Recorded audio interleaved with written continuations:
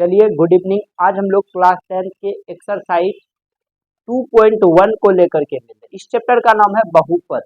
आखिर होता क्या है बहुपद, इसके लिए हम एक वीडियो बना करके पहले दे चुके हैं। आप उसको आसानी से जाइए देखिए और मजा आ जाएगा। आपको समझ में आ गया कि नहीं गया। दूसरा बात क्या, आज हम लोग को एक्सरसाइज का क्वेश्चन करना है। 2.1 में क्वेश्चन क्या कह रहा है उसको पढ़ते हैं और उस क्वेश्चन को हम लोग आसानी से करने के लिए जा रहे हैं। बात समझ में आ गया कि नहीं। तो समझिएगा क्वेश्चन का क्या है। एक्सरसाइज कौन सा है ये हम लोगों का 2.1 एनसीईआरटी बुक है। कौन सा बुक है? एनसीईआरटी बुक है और क्लास 10 है। अच्छा से पता चल गया ना क्या पढ़ रहे हैं हम लोग, क्योंकि बहुत ऐसे स्टूडेंट होते हैं जो पढ़ रहे हैं उसको यहो पता नहीं जो हम पढ़ क्या रहे है ना। आपको ऐसा स्टूडेंट नहीं बनना, आपको बेहतर बनना है। कहता किसी बहुपद px के लिए, किसके? px के लिए y बराबर दिया हुआ है px के लिए y बराबर px का ग्राफ नीचे आकृति इतना में दिया गया। y बराबर px का ग्राफ दिया हुआ है।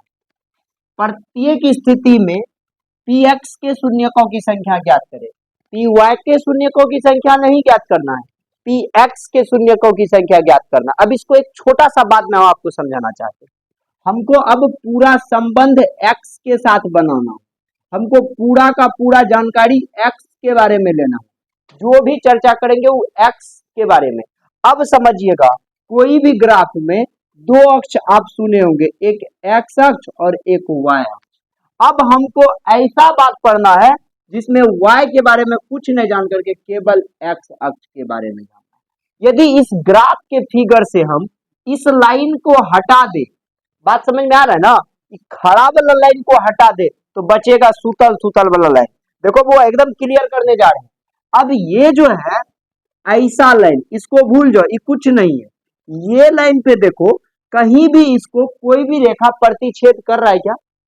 इस लाइन को भूल जाओ, क्योंकि हमको y से कोई संबंध नहीं है, कोई रिलेशन नहीं। तो आप कहोगे सर ये x अक्ष है और इसको कोई भी रेखा किसी भी एंगल से प्रतिच्छेद नहीं कर रहा है।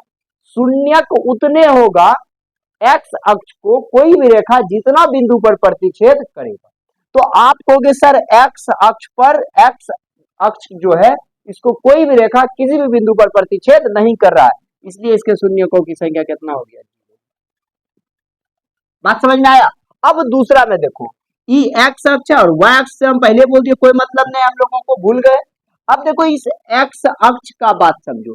इस x अक्ष पे देखोगे ये रेखा यहां से गया, यहां से एक बार यहां पे प्रतिच्छेद किया। कई बार किया? एक बार, इसलिए इसका शून्य का संख्या कितना होगा? एक। कितना होगा शून्य की संख्या बउआरे? एक। कोई दिक्कत हुआ समझ? अब इस रेखा को देखो, क्योंकि y से तो कोई मतलब ही नहीं है।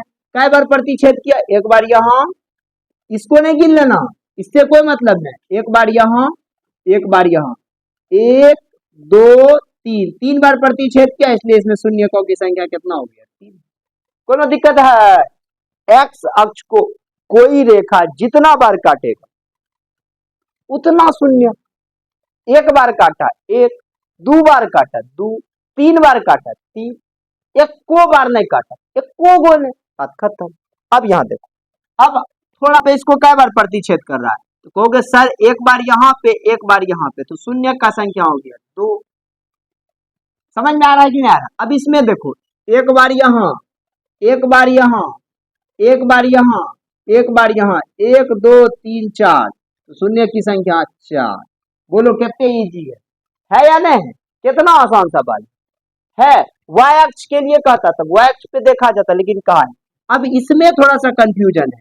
यहाँ तो क्लियर क्लियर पता है और यहाँ पता नहीं चल रहा है। तो यहाँ एक बार है और एक बार यहाँ। समझ में आ गया कि नहीं गया?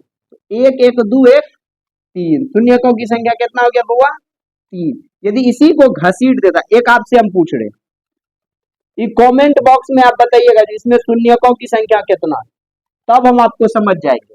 बताइए इस रेखा पर x अक्ष पे शून्यकों की संख्या कितना है, ये आप लोगों को कमेंट में बताना है। शायद यह एक्सरसाइज आप आसानी से समझ गए होंगे और एक्सरसाइज हम लोगों का यहीं पे समाप्त होता है। मिलते हैं हम लोग नेक्स्ट एक्सरसाइज को लेकर के, तब तक के लिए बाय।